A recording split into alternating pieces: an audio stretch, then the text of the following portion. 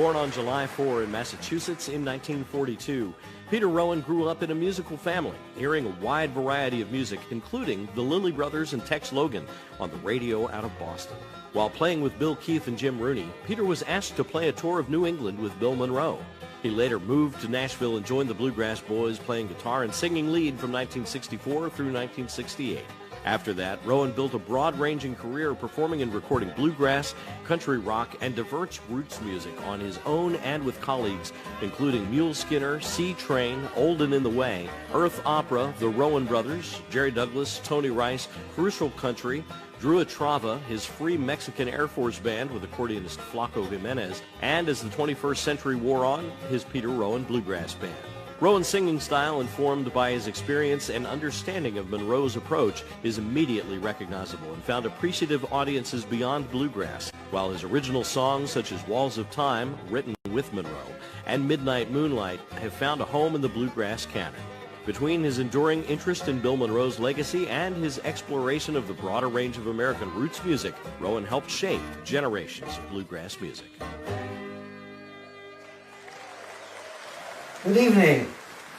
On a Sunday afternoon in November 1964, I met Peter Rowan at the Brown County Jamboree.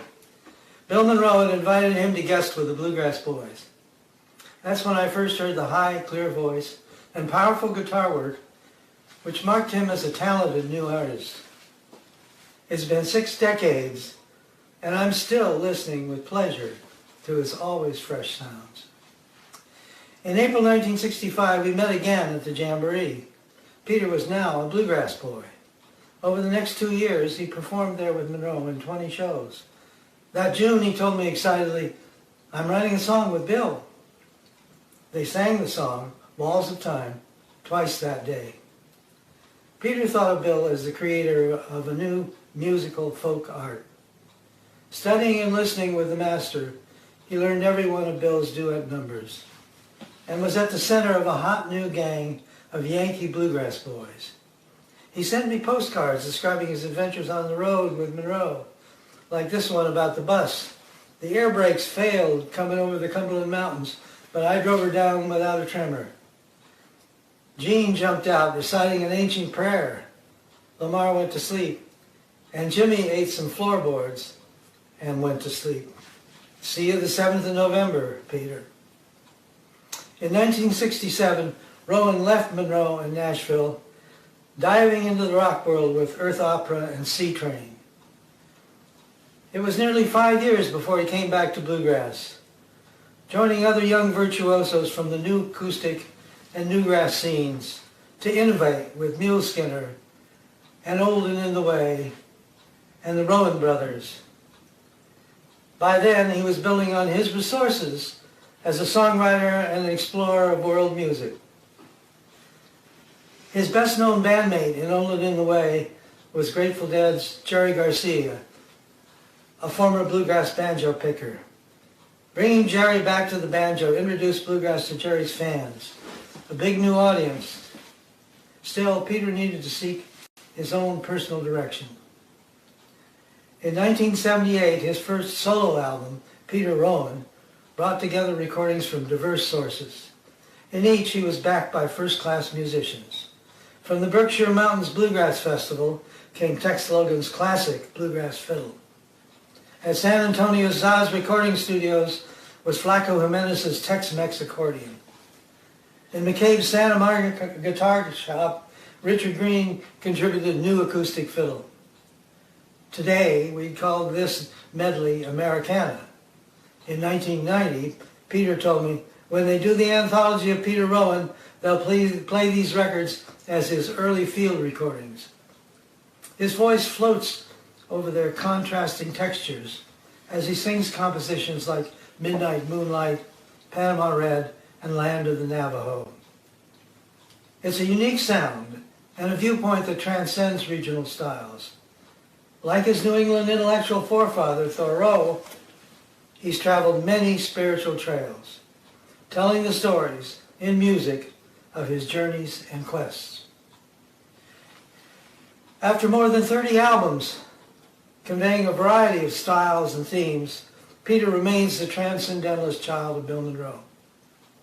He's taken the bluegrass spark, rhythm, and ensemble joy into every band he's been with, right up to the present day. In assembling his bands, he harnesses the energy of young musicians to support him like he supported Monroe as a bluegrass boy in the 60s. Generations of greats have concertized and recorded with him.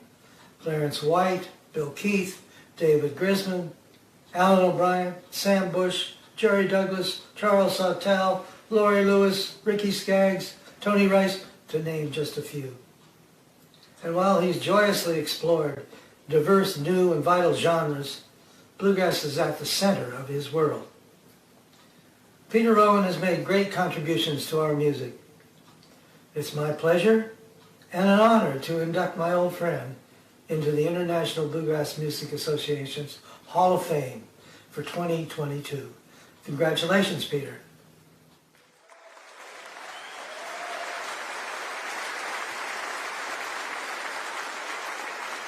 Please make welcome a 2016 recipient of IBMA's Distinguished Achievement Award, Jim Rooney.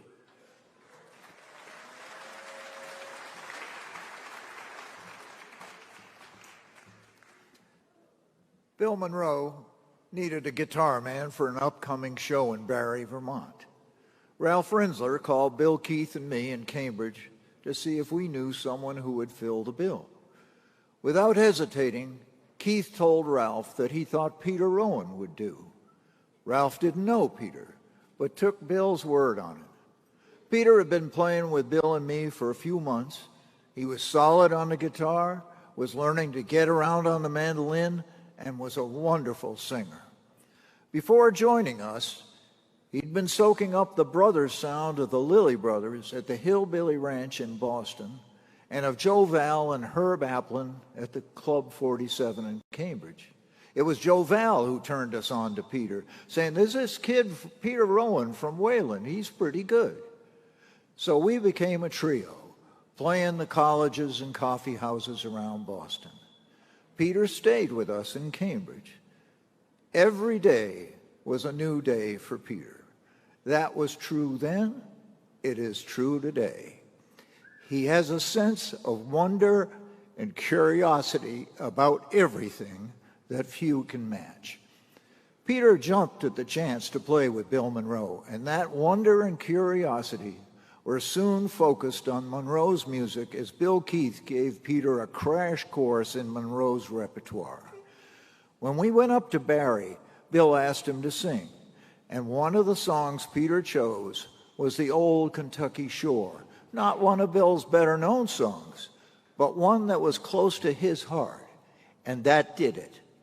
He got the job and stayed with Bill for 2 years, absorbing all he could of Bill's music, his approach to life, standing next to him on stage, riding all night with him to shows, spending time with him at his farm. Peter crowned his time with Monroe by co-creating a new bluegrass classic, The Walls of Time. I hear a voice out in the darkness. It moans and whispers through the pines. I know it's my sweetheart calling. I hear her through the walls of time. In that verse, Bill Monroe and Peter Rowan came together perfectly, with Peter taking the way Monroe heard ancient tones in his music and in nature to extend it out through the walls of time. Bill appreciated Peter's free spirit up to a point, sometimes saying, "Pete, you're getting way out there on that limb and you've got no way to get back." And after leaving Monroe, Peter certainly did go out on many musical limbs. As he had with Monroe, he would absorb the music and spirit of a place and then combine it with the spirit and soul of bluegrass. There were the psychedelic sounds out in San Francisco, resulting in Old and in the Way with Jerry Garcia, David Grisman, and Vassar Clements. The ancient tribal lands of the Southwest, inspiring Land of the Navajo. The Hispanic history of Texas, combining with the genius of Flaco Jimenez, resulting in songs like Midnight Moonlight. The feel of Dublin on a cold autumn day on Raglan Road with Ricky Skaggs, Jerry Douglas, and Eddie Adcock. The Rastafarian reggae feel of Bob Marley's No Woman, No Cry with Sam Bush, Jerry Douglas, and Mark O'Connor. The Zen gospel song Pure White Sail with Laurie Lewis and Charles Sawtelle. Wherever he went in the world, from the Hillbilly Ranch in Boston to a Buddhist temple in Kyoto, Peter Rowan always took the soul and spirit of bluegrass with him, bringing bluegrass to the world and the world to bluegrass. So tonight, let's welcome Peter Rowan from way out on that limb into the Bluegrass Hall of Fame where he belongs.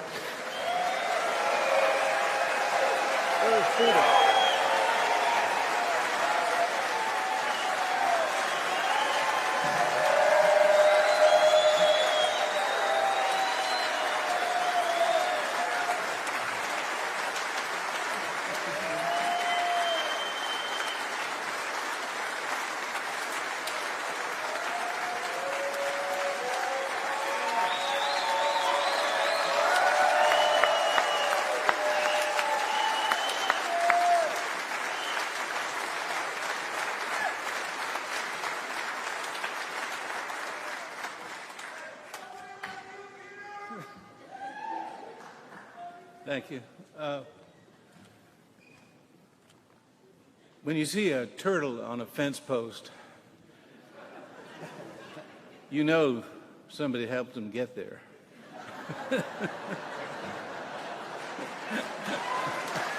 Thank you.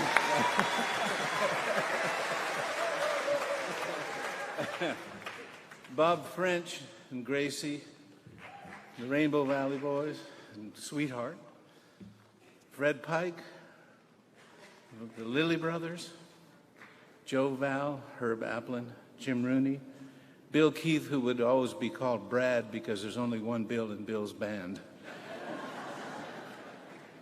Joe taught me the true singing of the brothers' harmonies. And when I went with Bill, he did say, "Don't go too far out on that limb. There's enough flowers out there already, Pete." He also said, if you can learn to play my music, you can play any music. Yeah, bluegrass music. That's right. And, you know, their names have been mentioned, but I want to say their names again. Charles Sawtelle of Hot Rise, for sure, and all the Hot Rise boys.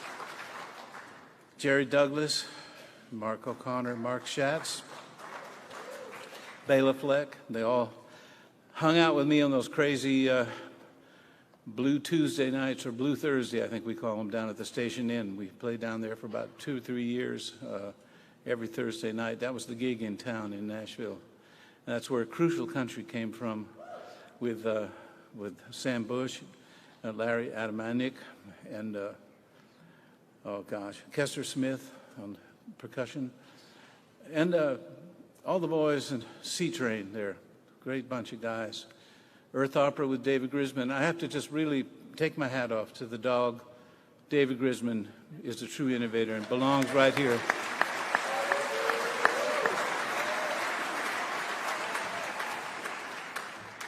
And on, you know, but I was a pilgrim, and I ended up in all kinds of destinations. And a lot of stories. A lot of stories. I can't really get into them right now. Well, you know, and until, let's see, I mean, I guess I've mentioned everybody that put the turtle on the fence post, and I'd like to say that Jody Stecker, Keith Little, yeah, Paul Knight, these folks stood behind me, and they lifted me up, as you have tonight. Thank you.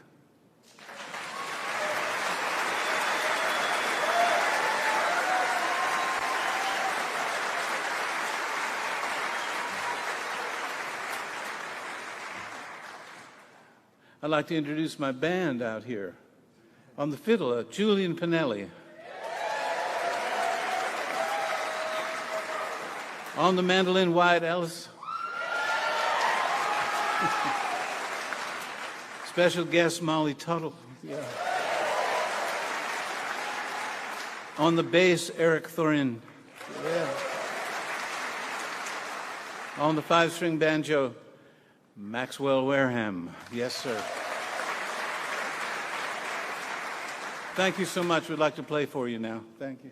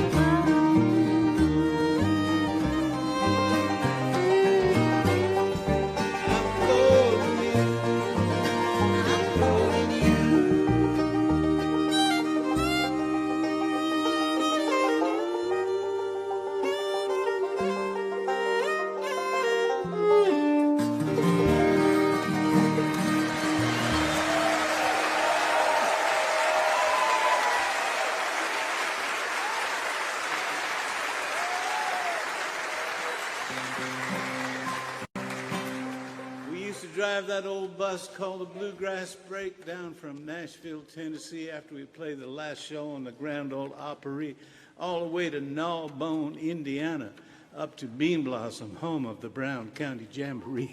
Yeah.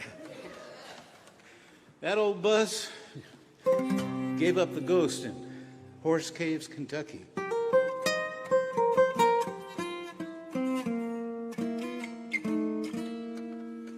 was standing outside the bus and Bill Monroe walked off. I was watching the sunrise over the mountains of Kentucky.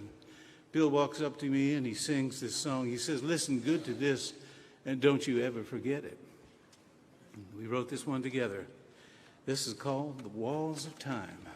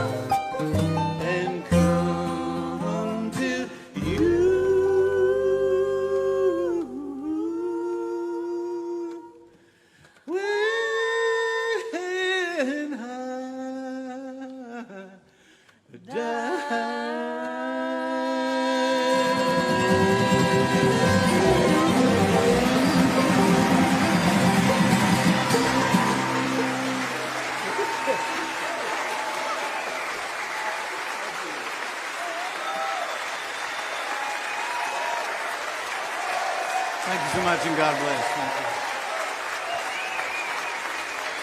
you. The 33rd Annual IBMA Bluegrass Music Awards Show, presented by Yamaha, returns after this.